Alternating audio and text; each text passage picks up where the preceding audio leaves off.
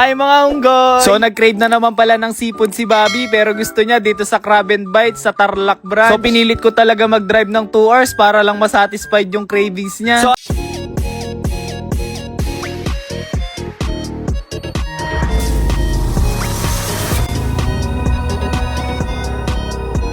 hi mga unggoy! So nag-crave na naman pala ng seafood si Bobby pero gusto niya dito sa Crab and Bites sa Tarlac branch. So pinilit ko talaga mag-drive ng 2 hours para lang masatisfied yung cravings niya. So ayan, minumukbang lang pala ni Bobby yung favorite niyang baked scallop. At ayan na nga ang inaantay ni Bobby. Isang malaking sandok na talaga yung in-order ko para ma-craving satisfied si Bobby. At una na nga niyang nabiktima yung lobster. At eto nga pala yung isang dahilan kung bakit hindi matuloy-tuloy yung diet ko. Lately kasi ang daming cravings ni Bobby. Tapos kapag di niya na kayang ubusin, sa akin niya pinapaubos. Kaya pagtapos talaga namin mag-date mga unggoy, binabawian ko ng isang buong araw na workout. Pero sa totoo lang, ang sarap talaga kumain. Lalo na kapag nakikita ko si Bobby na nag-e-enjoy sa mga pagkain niya. And ayan mga unggoy, kakain muna kami.